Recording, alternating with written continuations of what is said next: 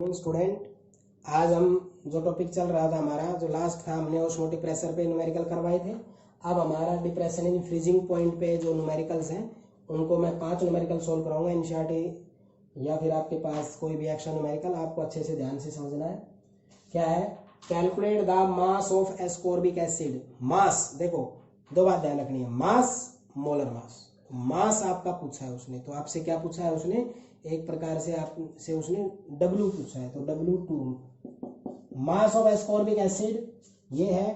तो इसका M2 आपको गिवन है C6H8O6 है, तो 12 6 + 8 16 6 72 8 80 96 176। ये मोलर मास आ गया आपका। टू बी डिजोल्व इन 75 ग्राम, तो W1 कितना हो गया? 75 ग्राम। एसिटिक एसिड यानी कह रहा है कितने ग्राम, यानी कि आपके पास ये कह रहा है कि कितने ग्राम एस्कॉर्बिक एसिड को 75 ग्राम एसिटिक एसिड में मिलाएं कि उसका मेल्टिंग पॉइंट यानी फ्रीजिंग पॉइंट एक प्रकार से इतना क्या हो जाए? डिक्रीज हो जाए। तो डेल्टा TF दे दिया इसने, कितना? 1.5 केल्विन। अब यहाँ सेल्सियस और केल्विन यहाँ नहीं बदलना, क्यों? क्योंकि ये यूनिट चलती है इसके हिसाब से। यहाँ केल्विन है तो ये सेल्सियस में नहीं होगा, ये केल्विन में होगा। KF आपका 3.9 केल्विन किलोग्राम मोल इनवर्स, ये आपको सब गिवन है। W2 निकालना है, तो आपको बताया था delta TF = KF × W2 / M2 × 1000 / W1। आपको किसकी वैल्यू पूछनी है? W2। तो W2 में कन्वर्ट कर लो इस फॉर्मूले को, KF × 1000 / delta TF × M2 × W1। Put up करो। KF कितना? KF अपने पास 3.9, 1000 / डेल्टा TF कितना? 1.5, M2 कितना? 176, W1 कितना? 75। सिर्फ एक काम बचता है, वो आपका बचता है मास, और जो मास है आपका वो कितना हो जाएगा? ग्राम में। तो सिंपल सा था, ये कह रहा है कि कितना एस्कॉर्बिक एसिड हम 75 ग्राम एसिटिक एसिड में मिक्स करें कि उसका फ्रीजिंग पॉइंट इतने कम हो जाए, और KF उसके लिए ये है। तो ये डेल्टा TF हो गया, ये KF हो गया, लिख दिया। मास उसने कितना हमने पूछा है तो निकालना है। W1 गिवन है 75।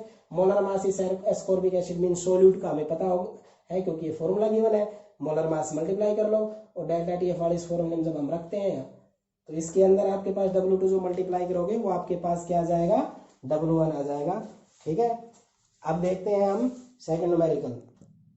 सेकंड न्यूमेरिकल जो बता रहे थे हम, ए solution contain 0.5 gram of KCl। तो यहाँ पर जो इसका सॉल्यूशन होगा वो ये है, 0.5 ग्राम ऑफ KCl दिया है। सॉल्यूशन कंटेन कितना करता है? 0.5 ग्राम। ठीक है, dissolve in 100 gram of water, तो W1 कितना? 100 ग्राम। फ्रीजिज एट दिस केल्विन, तो वो -0.24 केल्विन पे फ्रीज होता है। एक्चुअल में वाटर कितने पे फ्रीज होता है? 0 पे, लेकिन इतने पे फ्रीज हो गया। तो डेल्टा TF कितना होगा? डेल्टा TF का फॉर्मूला क्या होता है? TF0 - TF। तो ये KCl है, ये इतने में फ्रीज होता है सॉल्यूशन के साथ। तो सॉल्वेंट कितने पे फ्रीज होता है? तो वाटर का 0 पे, और ये -24, तो कितना हो गया? 0.24, तो 24 केल्विन। ये बात ध्यान रखनी है आपने। ये इसने डायरेक्ट डेल्टा TF नहीं दिया, इसने कह दिया कि जब एक सॉल्यूशन होता है उसमें 0.5 ग्राम KCl है, उसको 100 ग्राम वाटर में जब हम डाल देते हैं तो वो इतने केल्विन पे फ्रीज हो जाता है। लेकिन एक्चुअल में वाटर कितने फ्रीज होता है? 0 पे। तो आपको सॉल्वेंट का, वाटर सॉल्वेंट था, ये मिक्स किया तो वाटर का 0 और इसका ये, तो सब्ट्रैक्ट किया तो ये आ जाएगा। कैलकुलेट वॉल्ट ऑफ फैक्टर, एक तो आपको आइटा कैलकुलेट करना है, दूसरा molecular mass of solute means आपको M2 कैलकुलेट करना है। तो आप इनको करो। फॉर्मूला क्या होता है? Delta TF = KF × W2 / M2 × 1000 / W1। तो यहाँ से आप M2 कैलकुलेट करोगे जब क्या आ जाएगा? KF W2 1000 / delta TF × W1। तो KF की वैल्यू कितनी आई है? 0.24। W2 की वैल्यू कितनी आई है? मल्टीप्लाई 0.5, 1000 सॉरी के एफ की वैल्यू नहीं पता, डेल्टा टी एफ है 0.24, W1 कितना आया है 100, के एफ की वैल्यू कितनी होती है, ये न्यूमेरिकल के अंदर गिवन होती है, कितनी गिवन है वो 1.86 kelvin kilogram mole inverse. Numerical में देखना यार, न्यूमेरिकल में ये वैल्यू फिक्स होती है, ये कांस्टेंट की वैल्यू आपको याद रखने की जरूरत नहीं है, आपको न्यूमेरिकल में मिलेगी, ज्यादातर सॉल्यूशन के लिए इतनी आती है, बट आपको ध्यान रखनी है न्यूमेरिकल में ही मिलेगी, आपको टेंशन लेने की जरूरत नहीं है। आप जब इनको मल्टीप्लाई करोगे तो आपके पास m2 की वैल्यू आ जाएगी, जो भी आप इनको मल्टीप्लाई करोगे। अब आपका m2 तो आ गया, अब आपको आयटा कैलकुलेट करना है। आयटा कैलकुलेट करते हैं जब क्या आएगा आपके पास, जब आप कैलकुलेट करते हो तो आपके पास KCl गिवन है, तो KCl का मोलर मास कितना होता है, इसका होता है 39 और ये 35.5, तो कितना आ गया ये 74.5। 74.5 आपका मोलर मास आपको पता है। आयटा क्या होता है आपके पास, नॉर्मल मोलर मास जो 74.5 हो गया, और दूसरा क्या था ऑब्जर्व्ड मोलिकुलर मास। ऑब्जर्व्ड कौन सा होता है, जो आप यहां से इसको मल्टीप्लाई करके डिवाइड करके लेके आओगे, ये नियर अबाउट आपका मेरे हिसाब से 38-39 के करीब आएगा। तो इसको जब आप डिवाइड कर लोगे तो आपकी वैल्यू जो भी आए वो आपकी वैल्यू, ये 74 ऊपर है 38 नीचे है, तो आयटा की वैल्यू ग्रेटर देन 1 आएगी, ठीक है, ग्रेटर देन 1 आएगी। तो आप खुद ध्यान से देख लो, KCl एक आयनिक कंपाउंड है, तो ये आयन में डिसोशिएट होता है, तो आयटा डिसोशिएट होता है ना कि एसोसिएट होता है। तो यहाँ पर आपको 3 इसमें थोड़ा सा डिफरेंट टाइप के पॉइंट्स देख के न्यूमेरिकल पूछ रहा है। एक तो आपको एक इसका सॉल्यूशन का फ्रीजिंग पॉइंट दे दिया, सॉल्वेंट वाटर है, तो वाटर के केस में आप याद रखोगे 0 पे फ्रीज होता है, इसलिए इसमें से इसको सब्ट्रैक्ट किया क्योंकि ये फॉर्मूला आपको पता है। सेकंड जो है उसमें वो आपको M2 की वैल्यू पूछ रहा है, वो अलग से बताया, फिर आयटा अलग से पूछ रहा है। तो आपके पास ये KCl गिवन था, इसका मोलर मास 74.5 आया, इसको और जो मोलर मास की मल्टीप्लाई करके मान लो कुछ भी हो जो भी आए डिवाइड करेंगे तो आयटा की वैल्यू आएगी। वो आयटा की वैल्यू या तो ग्रेटर देन 1 होगी या वो लेस देन 1 होगी। इस केस में वो ग्रेटर देन 1 ही आए क्योंकि KCl एक आयनिक कंपाउंड होता है, ठीक है। ये आपके पास सेकंड न्यूमेरिकल था। थर्ड न्यूमेरिकल जो है इसका जो सॉल्यूशन होगा उसमें क्या है, calculate the amount of CaCl2, तो W2 ही पूछा इसने, M2 दे दिया भाई इसने 111 ग्राम मोल। देखो कई केस में नहीं भी देता ये, तो आप यहां से निकाल लेते हैं। Must be added to 500 gram, तो W1 कितना गिवन हो गया 500 gram. Water to lower its freezing point by 2 kelvin, देखो लोअर इट्स फ्रीजिंग पॉइंट इतना कम कर रहा है, तो ये डायरेक्ट डेल्टा TF है, ये 2 केल्विन। अब इसी में बताता हूं यहाँ क्या कह रहा है, सॉल्यूशन कंटेन इतने ग्राम डिसॉल्व इन इतने gram of water, freeze at this, मतलब ये डालने के बाद इतने फ्रीज हो रहा है, मतलब डायरेक्ट डेल्टा TF नहीं दे रहा, वो किसका दे रहा है, सॉल्यूशन का दे रहा है, और सॉल्वेंट का 0 आपको पता है। यहाँ पर कह रहा है calculate the amount of this must be added to 500 gram of water to lower its freezing point, यानी कि इतना जब डाल देते इतना कम हो जाता है, तो डेल्टा TF डायरेक्ट दे दिया।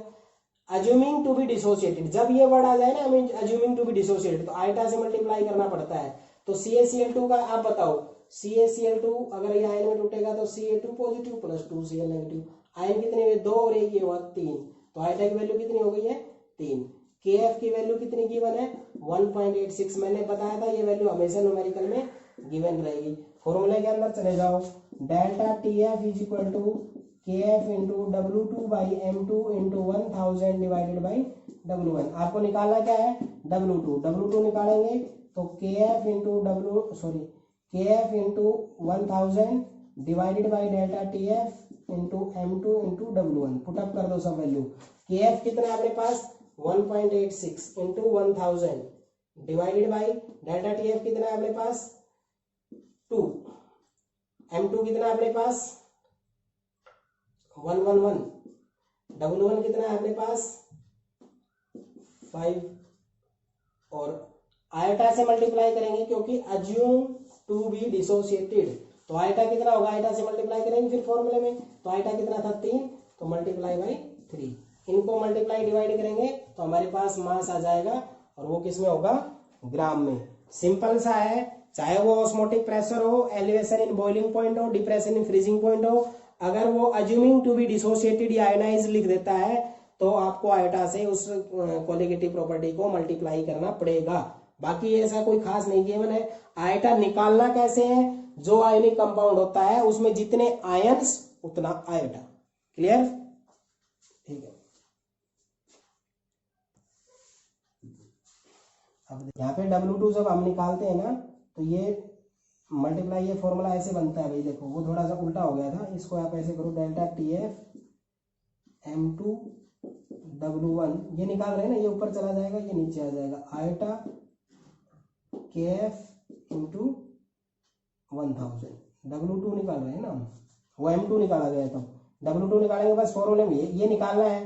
तो this term multiply by this term, तो डेल्टा TF कितना, डेल्टा TF आपका है 2, M2 कितना 111, W1 कितना है आपके पास 500, आयटा कितना है आपके पास 3, KF कितना है आपके पास 1.86 और 1000, इसको मल्टीप्लाई डिवाइड कर देना, डबल हो जाएगा। सिंपल सा है, न्यूमेरिकली 1 2 3 4 5 6 टर्म होती है, इनमें से ये कांस्टेंट होती है, तो 5 टर्म में से वो आपको 4 टर्म देगा और आपसे एक टर्म पूछेगा, ये टर्म पूछ ली तो 1 2 3 4 5 टर्म वो आपने दे रहा है, वो आपको इसके अंदर पुटअप कर देना है।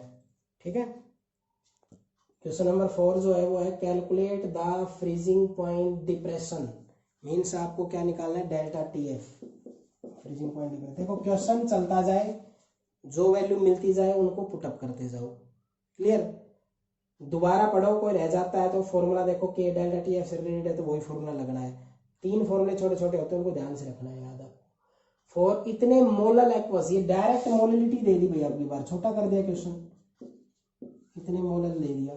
Aqua solution of N2SO4, if this solution is actually freeze at this, और एक्चुअल में वो फ्रीज इतने पे होता है, एक्चुअल में फ्रीज कितने पे होता है, इस पे, और एक्वा सॉल्यूशन है, तो डेल्टा TF आपके हिसाब से यहाँ पर KF, चलो KF दे दिया, वो लिखो, अभी समझा रहा हूं इसको कैसे करना है, kelvin kilogram mole inverse. Calculate the freezing point, ये हो गया, डेल्टा TF आपका हो गया, M आपका ये हो गया। अब क्या कर रहा है, एक्चुअल में फ्रीज कितने पे होता है, और एक हम डेल्टा TF निकाल लेंगे, तो डेल्टा TF किसके बराबर होता है, सबको पता है, KF इंटू M। KF कितना है 1.86, M कितना है 0.0711, इसको मल्टीप्लाई कर लो, वो आपका क्या आ जाएगा, डेल्टा TF आ जाएगा। लेकिन वो आपसे आयोटा पूछ रहा है, want of factor. Want of factor जब कोलिगेटिव प्रॉपर्टी में निकालना हो, तो मैंने क्या बताया था फॉर्मूला, वांट ऑफ फैक्टर का जो फॉर्मूला होगा वो आपका होगा एक colligative project observed freezing point, observed colligative property बोलते हैं उसको। तो यहां पर कोलिगेटिव प्रॉपर्टी क्या है, फ्रीजिंग पॉइंट, तो ऑब्जर्व्ड फ्रीजिंग पॉइंट हो जाएगा। ठीक है, मैंने फॉर्मूला लिखा है लेकिन यहाँ फ्रीजिंग है इसलिए ये लिख रहा हूं, नहीं तो जो चारों कोलिगेटिव प्रॉपर्टी में एक ऑब्जर्व्ड और दूसरा किससे डिवाइड कर देंगे हम उसको, ऑब्जर्व्ड है तो दूसरा बची कौन सा गया, कैलकुलेटेड, तो क्या कैलकुलेटेड फ्रीजिंग पॉइंट। अब सब स्टूडेंट्स को आयटा निकालना है, आपके पास ऑब्जर्व्ड कितना है, जो आपने इसको यहां मल्टीप्लाई किया, एक तो ये है, दूसरा अब हम निकालेंगे इससे। ठीक है, तो ऑब्जर्व्ड हमारा होगा जो हम इससे डायरेक्ट जो गिवन होता है वो, और जो हम कोलिगेटिव प्रॉपर्टी से निकालते हैं वो हमारा होता है कैलकुलेटेड फ्रीजिंग पॉइंट। तो आपने जो कैलकुलेटेड फ्रीजिंग पॉइंट आपने जो निकाला है ना, वो इसकी मल्टीप्लाई करने के बाद आएगा, जो आएगा उसको आप करोगे, इसको मल्टीप्लाई करने के बाद जो भी आए वो, और ये जो निकालते हैं इसके हिसाब से डेल्टा TF कितना निकलेगा। वाटर एक्चुअल में कितने फ्रीज होता है, 0 पे, लेकिन हो कितने पर है, इतने पे, तो 0 माइनस 0.20, तो कितना हो जाएगा 0.320 केल्विन। एक ये हो गया, और एक ये जो आपकी मल्टीप्लाई हो गया है ये हो गया है। तो आपका ऑब्जर्व्ड फ्रीजिंग पॉइंट और कैलकुलेटेड फ्रीजिंग पॉइंट क्या हो गया, जो आपके पास ऑब्जर्व्ड फ्रीजिंग पॉइंट है वो 0.320, तो ये तो आपका हो गया 0.320, और ये हो जाएगा 1.86 इंटू 0.0711। इसको मल्टीप्लाई डिवाइड करेंगे तो हमारे पास आयटा आ जाएगा। आयटा जो आएगा वो वैल्यू अगर ग्रेटर देन 1 आए तो डिसोसिएशन, लेस देन आए तो एसोसिएशन। इसको थोड़ा सा ध्यान से दोबारा सुनो कि आपसे आयटा 2 तरीके से पूछा जा सकता है। मैंने दोनों न्यूमेरिकल साथ रख दिए हैं। दूसरा न्यूमेरिकल जो दूसरे तरीके से आयटा पूछता है वो है, इसमें ये है इसमें डेल्टा टीएफ पूछा है, एम दे दिया, केएफ पता है, तो डेल्टा टीएफ आपने निकाल लिया। लेकिन एक्चुअल में कहता है वो ये होता है, ये तो आपने निकाला, ये बोल रहे हैं तो आपने निकाल लिया, बट एक्चुअल में ये है। तो वाटर एक्चुअल में कितने फ्रीज होता है, 0 पे, इसको सब्ट्रैक्ट करोगे तो इसका डिप्रेशन फ्रीजिंग आ गया, एक आपका ऑब्जर्व्ड आ गया और एक आपका क्या आ गया है, कैलकुलेटेड। तो ये ऑब्जर्व्ड है, ये ऊपर रखा जाता है, याद रखना observed colligative property divided by calculated, तो ये दोनों आपने इसको नीचे रखा है, कैलकुलेटेड फ्रीजिंग पॉइंट। तो जब आप इसको मल्टीप्लाई डिवाइड करोगे तो आपका आयट आएगा। दो ही केस हो सकते, greater than 1 less than 1। Greater than 1 तो डिसोसिएशन, और ग्रेटर देन 1 ही आएगा क्योंकि ये एक आयनिक कंपाउंड है, तो आप यहाँ से डिवाइड करके वैल्यू निकाल देना, आयट आएगी। इस न्यूमेरिकल में क्या करते हैं, इसका जो सॉल्यूशन होगा वो है the freezing point of A solution containing 0.3 gram of acetic acid. तो W2 आपका है 0.3 ग्राम, एसिटिक एसिड इज इतने, तो W1 कितना हो जाएगा आपका 30 ग्राम, और benzene is lowered by this, तो डेल्टा टीएफ कितना हो गया 0.45 केल्विन। ठीक है, calculate the bond of factor, iota निकालो भाई, केएफ की वैल्यू गिवन है 5.12 केल्विन किलोग्राम मोल इनवर्स, सब वैल्यू आपने इसमें। आयटा पूछा है तो आयटा दो तरीकों से निकल सकता है, कैलकुलेटेड ऑब्जर्व्ड फ्रीजिंग पॉइंट या कोलिगेटिव प्रॉपर्टी जो भी निकाले, चाहे केएफ बॉइलिंग पॉइंट कोई भी हो, कैलकुलेट फ्रीजिंग पॉइंट, दोनों को डिवाइड करके निकालेंगे। एक आपका मास से भी निकाल सकते हो, मास से कैसे निकाल सकते हो वो इस फॉर्मूले से हम आपको बताएंगे। तो यहाँ से आप मोलर मास निकालो, M2 निकाल लो, यहाँ से पर फॉर्मूला लिखते हैं सबसे पहले, delta TF is equal to KF into W2 by M2 into 1000 divided by W1। M2 निकालना है, M2 ऊपर चला जाएगा, तो KF W2 1000 divided by delta TF into W1, इसको ऊपर ले गए, इसको नीचे ले गए। यहाँ अब हम इनको पुटअप करेंगे, KF कितना है 5.12, W2 कितना है 0.3, W1 कितना है 30 डिवाइडेड बाई डेल्टा TF कितना है 0.45, W1 कितना है, W2 0.3 था, यहाँ पे 1000 और ये कितना है 30। ठीक है, इसको मल्टीप्लाई डिवाइड करके आप किसका मास निकाल लोगे, M2 का मास निकाल लोगे ग्राम में, तो आपके पास M2 आ गया। अब आपसे बॉन्ड ऑफ फैक्टर पूछा है, तो आइटा मास की टर्म में फॉर्मूला क्या होता है, मास की टर्म में होता है normal molar mass, normal molar mass divided by, किससे डिवाइड कर दोगे आप, ऑब्जर्व्ड मोलर मास से, ऑब्जर्व्ड मोलर मास। देखो भाई ध्यान सुनो, इसमें कोलिगेटिव प्रॉपर्टी में आता है तो ऑब्जर्व्ड ऊपर आता है, कैलकुलेटेड नीचे, इसमें नॉर्मल ऊपर आता है, ऑब्जर्व्ड नीचे। अब आपके पास नॉर्मल मोलर मास क्या होगा, जो आपके पास एसिटिक एसिड है ना, ये गिवन है, तो CH3COOH का कितना आएगा 60। तो आपको एक ये पता चल गया। एक तो जो देखो जब इस तरह निकालना होता है तो एक जो कंपाउंड होता है उसी का निकाल लेते हैं, मैंने बताया था ना, जो कंपाउंड का हम 60 निकालते हैं और जो कोलिगेटिव प्रॉपर्टीज निकालते हैं ये डिफर होते हैं, क्योंकि ये एक्यूरेट नहीं है, ये एक्यूरेट है, इनके रेशियो को हम आइटा कहते हैं। तो इसमें क्या होगा 60 तो आपका ऊपर होगा, और इनको जो डिवाइड करते हैं, मान लो कुछ भी है, ये x मान लिया मैंने, इसको आप यहाँ डिवाइड कर देंगे तो आइटा की वैल्यू आ जाएगी। अब एसिटिक एसिड इसको डिवाइड करके आइटा की वैल्यू लेस आती है ग्रेटर आती है, वो आपको न्यूमेरिकल के हिसाब से देखना है। लेकिन डेल्टा टीएफ देखो M2 निकालना है, ये तो एक स्टेप हो गई। ये दो स्टेप के न्यूमेरिकल में एक बार दोबारा से बताता हूँ, जो बच्चे गलती करते हैं, जब कोलिगेटिव प्रॉपर्टी पूछी जाए तो ऑब्जर्व्ड कोलिगेटिव प्रॉपर्टी बटे आपका कैलकुलेटेड कोलिगेटिव प्रॉपर्टी, और आइटा अगर मोलर मास की टर्म में निकाला जाए तो normal molar mass divide by observed molar mass, ये तो इसमें हो गया। और iota assume to be completely dissociated हो तो जितने आयन उतने आइटा, जैसे यहाँ पे assume to be complete dissociated लिखा होता तो Na2CO3 हमारे पास कितना हो जाता, आइटा 3 हो जाता। क्लियर, ये 3 पॉइंट्स ध्यान रखने हैं। और एक कभी कभी न्यूमेरिकल में जो आता है delta TF is equal to आपका TF0 माइनस TF, ये ध्यान रखना है, फ्रीज कितने पे होता है, बाकी जो है वो तो एज इट इज ही है। तो एनसीईआरटी के लगभग मैंने इस टाइप पे 5 न्यूमेरिकल करवा दिए हैं। पिछले लेक्चर के अंदर मैंने 5 ऑस्मोटिक प्रेशर पे करवाए थे, उससे पहले 3-4 मैंने बॉइलिंग पॉइंट पे करवाए थे। मैं 1-2 बॉइलिंग पॉइंट पे और फ्रैक्शन ऑफ मॉलिक्यूल्स पे कुछ डिफरेंट टाइप के 4-5 न्यूमेरिकल और हैं, वो मैं अब करवा रहा हूँ आपको। ठीक है, नेक्स्ट न्यूमेरिकल देखो आप। अब भाई आपका एनसीईआरटी का 32 क्वेश्चन है, बहुत ही इंपॉर्टेंट क्वेश्चन है, लगातार 3 साल से आ रहा है। और ये क्वेश्चन जो है ये कोई टाइप जो है उसमें मैं टाइप लिख देता हूँ, ये आप पहचान कैसे करोगे। इसमें आपको 3-4 पॉइंट्स मिल सकते हैं। या तो ये Ka लिख के देगा, डिग्री ऑफ डिसोसिएशन, या वो आपसे पूछेगा कि कितना परसेंट डिसोसिएट हो गया, how many percent dissociated, how many percent dissociated. इस तरह से आपको वो पूछा जाएगा। ये बात दिमाग में हो तो इस तरीके से करना है। बाकी कोई ऐसा नहीं है कि डिप्रेशन फ्रीजिंग पॉइंट है या कोई भी हो, कोलिगेटिव प्रॉपर्टी पे होगा, लेकिन आप आराम से इनको कर सकते हो। लेकिन कोई भी न्यूमेरिकल करने से पहले आपको ये टेक्निक्स दिमाग में रहेगी तो आप सीधे तौर पे वहीं जा सकते हो जहां न्यूमेरिकल करना होता है। सबसे पहला जो मैंने काम बता रखा है वो ये बता रखा है, जो गिवन है सब लिखो। Calculate the depression in freezing point, depression in freezing point calculate करना है तो डेल्टा TF कैलकुलेट करो, ठीक है। वाटर 10 ग्राम तो W2 गिवन हो गया 10 ग्राम, W1 हो गया है 250 ग्राम। M1 कितना होगा, M1 ये दिया है भाई उसने, CH3 CH Cl COOH। इसका मोलर मास निकालो, 12 + 3 + 12 + 1 + 35.5 + 12 + 16 + 16 + 1, इसका जोड़ कर लो भाई। सारे जितने भी ये दे रखे हैं ना, CH3 CH2, ये CH3 CH2 मिलेगा मेरे हिसाब से, CH3 CH2 तो यहाँ पर अगर ये भी जोड़ोगे तो 12 तो 14 और जोड़ दो तो मोलर मास निकाल लो आप इनका।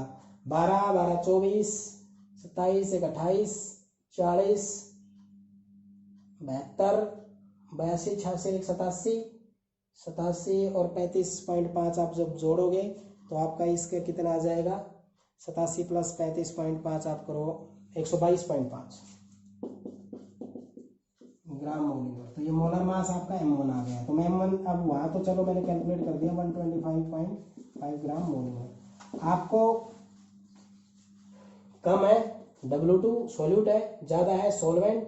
मोलर मास जो आपका है सॉल्यूट का है तो आप इसको M1 नहीं लिखोगे, आप M2 लिखोगे। ये आपका जो कंपाउंड गिवन होता है ना यहाँ पे CH3 CH2 CH Cl COOH, ये आपके पास एक मॉलिक्यूल्स गिवन है, इसको मोलर मास आप वैसे कैलकुलेट कर लोगे। अब आपको Kf की वैल्यू भी पता है, Kf की वैल्यू ये रही है, Kf = 1.86 kelvin kilogram mole inverse, ठीक है। अब आपको न्यूमेरिकल में डेल्टा TF निकालना है तो सारे बच्चों को पता है डेल्टा TF = क्या होता है, Kf × M। तो Kf कितना हो जाएगा, Kf आपको पता है 1.86 और भाई M आपका हो जाएगा W2/M2 × 1000 / W1। पुटअप कर लो, 1.86 × W2 10, 1000 / M2 122.5 और W1 250, मल्टीप्लाई डिवाइड करेंगे डेल्टा TF आ जाएगा। लेकिन यहां पर वो Ka देख के जा रहा है, ठीक, मतलब कि जो कांस्टेंट होता है ना, इक्विलिब्रियम कांस्टेंट देख के जा रहा है। तो श्योर है कि ये आयन में टूटता है बट पूरी तरह से आयन में नहीं टूटता। तो इसका कितना फ्रैक्शन टूटा वो निकालने के लिए आपको अल्फा निकालना पड़ता है। तो वहां K दे रखा है तो हमें अल्फा निकालना पड़ेगा, ये बात ध्यान रखनी है। तो यहाँ पर आयटा से मल्टीप्लाई होगा।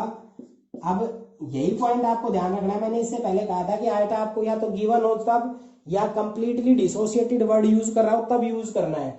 अब जो मैं डिफरेंट टाइप में बता रहा हूं, जब पूरी तरह से डिसोसिएट नहीं होता, 10%, 20, 72% या कांस्टेंट दे दे या कितने परसेंट डिसोसिएट हुआ, ये 3-4 पॉइंट दे दे तो हम आयटा कैसे कैलकुलेट करेंगे उसके लिए मैं सब बच्चों को बताता हूँ। 3 स्टेप में ध्यान रखना है। सबसे पहले अल्फा कैलकुलेट करो, उसके बाद आयटा कैलकुलेट करो। जो आयटा आ जाता है थर्ड स्टेप में वो यहाँ पुटअप कर दो, ठीक है। तो यहाँ पर ये आ गया। हमें आयटा निकालने के लिए आगे जो काम है वो करना पड़ेगा। अब हम उसको समझाने के लिए आपको अलग से इसको समझा रहे हैं। जैसे ये मॉलिक्यूल आपके पास CH3 CH2 CH Cl COOH, ये जो आपके पास मॉलिक्यूल्स हैं ये आयंस में जाएगा। तो ये COOH एक एसिड है, ये H आयन देगा तो क्या होगा, CH3 CH2 CHCl COO negative plus H positive. Clear, ion में टूट गया। तो शुरुआत में क्या करोगे आप, +1 में मैंने बताया था C00, इसमें से कंसंट्रेशन सब्ट्रैक्ट करोगे तो C - C अल्फा, तो इधर C अल्फा कांस्टेंट किसके बराबर होता है, प्रोडक्ट कंसंट्रेशन अपॉन रिएक्टेंट, तो प्रोडक्ट में ये है सी अल्फा, ये क्या हो जाएगा सी 1 माइनस अल्फा, एक सी से C cancel, this implies that के बराबर C alpha square 1 minus alpha, 1 minus alpha, alpha बहुत कम है इसलिए नेग्लेक्ट करके 1 मान लेता हूँ, तो आपके पास के किसके बराबर आ गया सी अल्फा स्क्वायर क्या हो जाएगा के अपॉन सी, और अल्फा क्या हो जाएगा आपके पास यहाँ से के ए अपॉन सी, के की वैल्यू गिवन है ये 1.4 10 की पावर -3, और सी की वैल्यू जो है वो जो मोलरिटी निकालते हैं हम, ये मोलरिटी यूज होगी कंसंट्रेशन, तो इसको W2 into 1000 divided by M2 into W1 ये पुटअप कर दो, तो यहाँ करेंगे तो W2 कितना है, W2 है 10, 1000 मल्टीप्लाई ये ऊपर चला जाएगा, M2 कितना है, M2 आपका है 122.5, और आपके पास W1 कितना है, W1 है 250, इन सबको मल्टीप्लाई डिवाइड करके आप जो कैलकुलेट करोगे वो आपके पास अल्फा आ जाएगा। तो अल्फा कैलकुलेट करना आपको मैंने समझा दिया है, कैसे कैलकुलेट करते हैं, मॉलिक्यूल्स की शुरुआत में ले लो सी कंसंट्रेशन 0 0, ठीक है, C minus C alpha, product upon reactant C square alpha square, ये रख देंगे सी से सी कैंसिल, 1 माइनस अल्फा को हमने क्या कर लिया डिसइंटीग्रेट कर लिया, तो यहाँ से अल्फा की वैल्यू आ जाएगी, के की वैल्यू गिवन है, और यहाँ पर जो कंसंट्रेशन होती है वो मोलरिटी यूज होती है, क्योंकि मोलरिटी इज कंसंट्रेशन टर्म, तो आपका अल्फा आ जाएगा। सेकंड स्टेप आ गई। अब आपको इन्हीं से ही मैं वॉन्ट ऑफ फैक्टर निकालना समझाता हूँ, मैं ऊपर से साफ कर देता हूँ न्यूमेरिकल को, वो आप एनसीईआरटी में देख लेना। वॉन्ट ऑफ फैक्टर, अब अल्फा पता चल गया तो वॉन्ट ऑफ फैक्टर हम कैसे कैलकुलेट करेंगे। अब आपके पास CH3 CH2 CHCl COOH ये है, ये आयन में तोड़ लो इसको, CH3 CH2 CHCl COO negative plus H positive. अगर आप जब आइटा निकालते हो तब क्या करोगे, शुरुआत करोगे 1 0 0 या 1 माइनस अल्फा अल्फा अल्फा, तो आइटा क्या होगा, ये करने के लिए पहले टोटल निकाल लो, 1 माइनस अल्फा प्लस अल्फा, इन सबको जोड़ दो, तो कितना हो गया, ये अल्फा से अल्फा कैंसिल, तो क्या बचा 1 प्लस अल्फा, और शुरुआत क्या थी 1, तो यहाँ से अल्फा कितना हो गया, अल्फा आइटा सॉरी यहाँ से आपका आइटा आ गया है 1 प्लस अल्फा, 1 प्लस अल्फा जो यहाँ से कैलकुलेट होगा वो अल्फा आप उठाओगे, मान लो ये x होता है, इस x को आप यहाँ पर पुटअप कर दोगे तो आपके पास आइटा की वैल्यू आ जाएगी। जैसे इस आइटा की वैल्यू आ जाती है इस वैल्यू को आप यहाँ पे पुटअप कर दो। काफी लंबा न्यूमेरिकल है, 3 स्टेप में सोल्व होगा। कैसे आप अल्फा निकालते हो, कैसे आप आइटा निकालते हो, ये 2 नया पॉइंट है, बाकी तो वही है। तो आइटा निकालने के लिए ध्यान से सुन लो भाई, शुरुआत में जो आयन में टूटता है उनको लिख लो, शुरुआत में रखो 1 0 0, अल्फा मान लो ये डिसोसिएट हो गया तो यहाँ से कम होगा तो इधर बढ़ेगा, टोटल कर लो इनका 1 minus alpha plus alpha plus alpha, alpha से अल्फा कैंसिल आउट, यहाँ से आपका आइटा और अल्फा में रिलेशनशिप आ गया। अल्फा निकालने के लिए कंसंट्रेशन 60 रखनी पड़ेगी, तो C 0 0, C में से क्या खत्म होगा, C अल्फा, यानी कंसंट्रेशन में कितना अल्फा कम हुआ, पूरा नहीं हुआ है ना इसलिए C ले रहे हैं, C alpha, product upon reactant constant निकाल दे, तो इसका ये रख दिया डिवाइडेड बाई ये रख दिया, C से C कैंसिल, ये आ गया, 1 माइनस अल्फा को नेग्लेक्ट कर लिया, यहाँ से आपकी वैल्यू आ गई अल्फा, यहाँ से अल्फा जो आता है उसको यहाँ पुटअप करो, जब ये पुटअप करोगे तो आइटा आ जाएगा, ये यहाँ पुटअप करना है। ये आपको करना कब है, जब आपका कंप्लीटली डिसोसिएटेड नहीं दिया हो और अज्यूम टू बी डिसोसिएटेड नहीं दिया हो, या आयनाइज नहीं दिया हो, या आइटा की वैल्यू नहीं दी हो, तो आपको पार्शियली डिसोसिएशन अगर दे रखा हो या के की वैल्यू दे रखी हो या ये लिख रहा हो इतने % डिसोसिएटेड, तब आपको इस तरह से करना होता है। इसी तरीके से मैं एक दो न्यूमेरिकल और करवाता हूँ आपको। नेक्स्ट क्वेश्चन जो एनसीईआरटी 27 है, ये है the solubility product of CuS is 6 × 10⁻16, means solubility दे दी है KSP। ये जो कॉन्सेप्ट है सोल्युबिलिटी का, ये आपने 11th में किया होगा, सोल्युबिलिटी प्रोडक्ट क्या होता है। तो सोल्युबिलिटी प्रोडक्ट निकालने के लिए हमने इसका कॉन्स्टेंट गिवन है और मैक्सिमम मोलरिटी आपसे पूछ लिया है। तो आपको CuS के लिए पूछना है तो आप ऐसे करेंगे, CuS is equal to Cu2 positive plus H2 negative. तो इक्विलिब्रियम कांस्टेंट किसके बराबर होगा, product concentration mean Cu2 positive concentration H2 negative concentration divided by concentration of CuS। अब जब आप प्रोडक्ट कंसंट्रेशन को इधर मल्टीप्लाई कर दोगे तो इसको हम बोल देंगे KSP। मान लेता हूं इसकी सोल्युबिलिटी S है, इसकी सोल्युबिलिटी S है, तो अपने पास ये कितना हो जाएगा S इंटू एस स्क्वायर। तो S किसके बराबर हो जाएगा square root of KSP means solubility constant. तो अब आपके पास जो सोल्युबिलिटी कांस्टेंट है वो कितना है 6 इंटू 10 की पावर -16। अब आप इसका जो स्क्वायर रूट निकाल लोगे वो स्क्वायर रूट ही क्या होगा आपका सोल्युबिलिटी और या मोलर मैक्सिमम मोलरिटी। तो कैसे करेंगे, सबसे पहले जो कंपोनेंट दिया है उसको आयंस में डिकम्पोज करोगे। तो ये Cu2 पॉजिटिव S2 नेगेटिव में हो गया। कांस्टेंट क्या होता है equilibrium, product concentration divide by reactant concentration.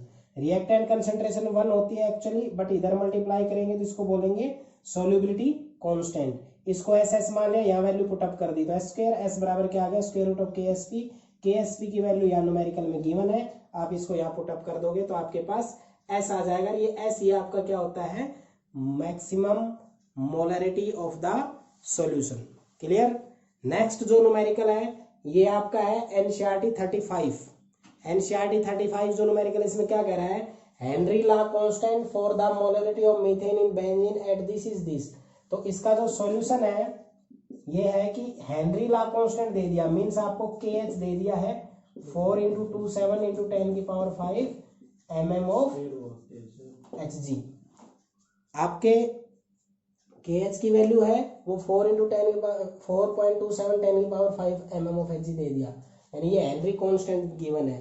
Calculate the solubility of methane, और आपको कैलकुलेट क्या करना है सोल्युबिलिटी ऑफ मीथेन करना है। तो जो प्रेशर होता है वो क्या होता है KH इंटू सोल्युबिलिटी या कंसंट्रेशन या amount of solute P KH into X P KH into C। ये एक ही बात होती है इसके अंदर, ये हेनरी लॉ आपको बताया गया था।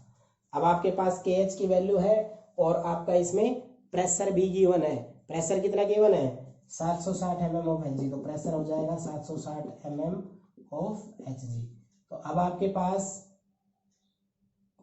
P गिवन हो गया KH गिवन हो गया, C आपको कैलकुलेट, तो C इक्वल क्या हो जाएगा P और KH। P की वैल्यू क्या है 760, KH की वैल्यू क्या है 4.27 इंटू 10 की पावर 5। इसको मल्टीप्लाई डिवाइड कर लेंगे तो हमारे पास क्या आ जाएगा सोल्युबिलिटी ऑफ मीथेन। एक पॉइंट आपको ध्यान रखना है, इस पे हमने काफी न्यूमेरिकल्स करवा दिए थे कि जब pressure is equal to KH into X है, ये न्यूमेरिकल मैं इसलिए करवा रहा हूं कि कई बार वो सोल्युबिलिटी के टर्म में पूछ लेता है। जब सोल्युबिलिटी की टर्म में पूछ लेता है तो यही एक्स आपका उसकी सोल्युबिलिटी C या S से आप रिप्रेजेंट कर सकते हो। तो एक्चुअली यहाँ पर प्रेशर गिवन है, हेनरी लॉ कांस्टेंट वो गिवन ही होगा, तो आप यहाँ से निकालेंगे तो इसको डिवाइड कर देंगे। क्लियर। तो ये आपको solubility is equal to square root of KSP और P is equal to KH into C, ये दो मैंने NCERT 27-35 बताए, ये दो डिफरेंट फॉर्मूले इसमें यूज हो रहे थे। अब ये क्वेश्चन नंबर NCERT 21 है, इसमें ये कह रहा है दो एलिमेंट है, एक आपका A और एक B, जो फॉर्मूला बनाता है AB2 और दूसरा बनाता है AB4। When dissolved in 20 gram of benzene 1 gram of AB2, यानी कि 20 ग्राम बेंजीन में 1 ग्राम AB2 डिजोल्व होता है। तो आप सबसे पहले इस न्यूमेरिकल में AB2 के लिए मास कैलकुलेट करेंगे, AB2 का मास। तो यहाँ पर अपने पास 1 ग्राम ये है तो कम है ना, ये तो सोल्यूट होगा, तो W2 कितना हो गया अपने पास 1 ग्राम और W1 कितना हो गया अपने पास 20 ग्राम। M2 आपको निकालना है, इसका किसका मास निकालना है M2 को हम यहाँ लिख सकते हैं MAB2, AB2 के लिए मास निकालेंगे। क्लियर।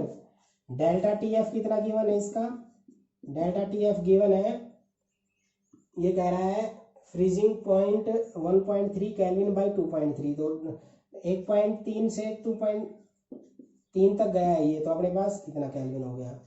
सेकेंडली यहाँ पर KF की वैल्यू गिवन है, वो कितनी गिवन है, ये दोनों के लिए फिक्स होगी 5.1 केल्विन किलोग्राम मोल इनवर्स। यहाँ तक मैंने अब तक कुछ नहीं किया है, मैंने सिर्फ इतना बताया है जो वैल्यू आपकी गिवन है AB2 के लिए आपने उसको पुटअप कर देना है। पुटअप करने के बाद आप डिप्रेशन इन फ्रीजिंग पॉइंट का फॉर्मूला यूज करेंगे। डिप्रेशन इन फ्रीजिंग पॉइंट के लिए आप क्या करोगे, वही आपका फॉर्मूला होगा delta T F is equal to K F into M W2 by M2 into 1000 divided by W1। यहाँ पर हम M2 कौन सा यूज कर रहे हैं, AB2, तो मैं इसको क्या लिख देता हूँ यहाँ पर AB2।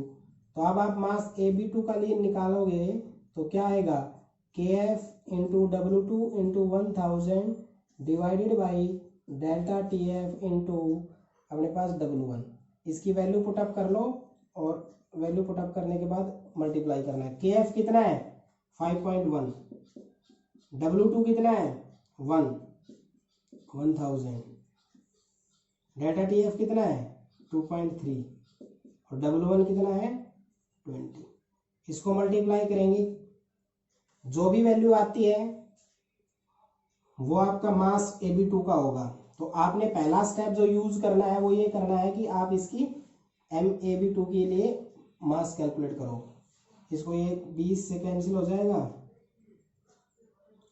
50 आएगा, ये कैंसिल 110.4 शायद ये आएगा आपके पास, डिवाइड कर लो। सिमिलरली अब आपको दूसरी स्टेप के लिए AB4 के लिए करना है। अब AB4 के लिए करना है तो W2 इसमें कितना है, इसमें भी 1 ग्राम है। MAB4 का आपको कैलकुलेट करना है। W1 कितना है आपका, वही 20 ग्राम का रहेगा। KF आपका उतना ही रहेगा 5.1 केल्विन किलोग्राम मोल इनवर्स। और आपके पास डेल्टा TF चेंज होगा 1.3 केल्विन, इसके लिए गिवन है ये, ठीक है। तो जो आपके पास जो सारी वैल्यू है आप इनको पुटअप कर दोगे। पुटअप करेंगे जब यहाँ पर MAB4 का फॉर्मूला क्या बनेगा, ये बनेगा KF into W2 into 1000 divided by delta TF upon W1। सारी वैल्यू पुटअप करोगे तो KF की वैल्यू कितनी 5.1, W2 की वैल्यू कितनी 1, 1000 डिवाइडेड बाई 1.3 इंटू W1 कितना 20। आप MAB4 की वैल्यू निकाल लो यहाँ से, डिवाइड और मल्टीप्लाई करके 5.1000 20 इंटू 1.3, और इसमें क्या आएगा 5.1 इंटू 1 इंटू 1000 डिवाइड बाई 2.3 और इंटू 20। इसको जो मल्टीप्लाई डिवाइड करोगे तो आपका ये आएगा, जो भी आया आपका नियर अबाउट, ये कैंसिल होगा डेसिमल 50, ये आपका 1 जो भी आए आप इसकी वैल्यू मैं एक लिख रहा हूँ, एक अप्रोक्सी 160 पॉइंट समथिंग, ठीक है 4 ग्राम। ये एक्यूरेट नहीं है, ये कुछ आपको मल्टीप्लाई डिवाइड करके रखनी है, ये थोड़ी सी लगभग अप्रोक्स मैंने लिख दी है। तो पहले स्टेप में जब ये AB4 और AB2 के लिए दे रहा है तो पहले स्टेप में मास फॉर AB4 2 निकाल लेंगे। उसके लिए W1 ये रहेगा, W2 ये रहेगा, W1 ये रहेगा, KF ये रहेगा और डेल्टा TF इतने से इतने चेंज हुआ है तो ये रहेगा, ठीक है। और आपने ये वैल्यू पुटअप की। दूसरे वाले में W2 ये रहेगा, W1 ये रहेगा, KF ये रहेगा और डेल्टा TF ये रहेगा। 4 वैल्यू पता है, MAB4 निकाल लोगे। अब आपको कैलकुलेट करना है A और B। तो आप इसके लिए A का मास जो है उसको मैं स्मॉल a मानूंगा, B के मास को मैं स्मॉल b मानूंगा। तो पहले वाले के लिए इसका मोलर मास प्लस इसका मोलर मास, तो इसका A है, इसका B है, लेकिन B 2 टाइम्स A। और हमने निकाला कितना था, हमारा 1 इतना आया है, इक्वेशन नंबर 1 मान लो। दूसरे वाले में क्या हो जाएगा AB4 के लिए A प्लस 4B, ये मान लो 160.4 आया है, ये 2 मान लो। इसको सोल्व आउट करके आप A की वैल्यू निकाल लो और आप B की वैल्यू निकाल लो। जो आपके पास A की वैल्यू आएगी वो A का मास होगा, जो B की वैल्यू आएगी वो B का मास होगा। 3 स्टेप इसके अंदर यूज करनी है। फर्स्ट स्टेप AB, देखो 2 कंपोनेंट है, एक AB2 बना रहा है, एक AB4 बना रहा है। जब आप 20 ग्राम बेंजीन को 1 ग्राम AB2 में ऐड करते हो या 20 ग्राम 1 ग्राम AB4 में ऐड करते हो तो 20 ज्यादा है 1 कम है। जो आपका कम होता है ये सोल्यूट होता है और ज्यादा होता है सोलवेंट। तो सोल्यूट W2 और W1 ये हो गया, दोनों केस में ये तो सेम रहेगा। इसके बाद मास AB2 का निकालना है, मास AB4 का आपका निकालना है। KF दोनों के लिए सेम हो गया, डेल्टा TF है इसका 2.3, इसका 1.3, पुटअप कर दो। MAB2 की वैल्यू निकाल लो, MAB4 की 2 वैल्यू आ जाएगी। इन दोनों वैल्यू को आप इसको A और इसको B मानोगे तो यहाँ पुटअप कर दोगे तो A और B की वैल्यू आ जाएगी। जो आपकी A और B की वैल्यू आती है वही आपका मास ऑफ A होगा और वही मास ऑफ B होगा। 3 स्टेप के अंदर ये न्यूमेरिकल करने हैं। और मैंने ये जो लेक्चर है ये मैक्सिमम न्यूमेरिकल्स पे कर दिया है। एनसीईआरटी के न्यूमेरिकल काफ़ी सोल्व करवा दिए हैं। आप एनसीईआरटी का और इंटेक्स एक्सरसाइज के एक एक क्वेश्चंस करना, जो डाउट हो वो पूछना। काम तो आपको करना पड़ेगा एक एक न्यूमेरिकल, आज नहीं तो कल न्यूमेरिकल्स तो सारे सोल्व करने पड़ेंगे। इसलिए आप ध्यान देकर इनको अच्छे से एक एक करो, जो डाउट होता है उनको पूछो, और जो असाइनमेंट आपको डाले जाते हैं उनको डेली रूटीन में सोल्व करो। ठीक है, लास्ट लेक्चर, ये यूनिट तो लगभग खत्म हो ही चुकी है। लास्ट लेक्चर है आपका, वो डलेगा एक असाइनमेंट का सॉल्यूशन थ्योरेटिकली, कुछ उसमें न्यूमेरिकल्स। ठीक है, ओके।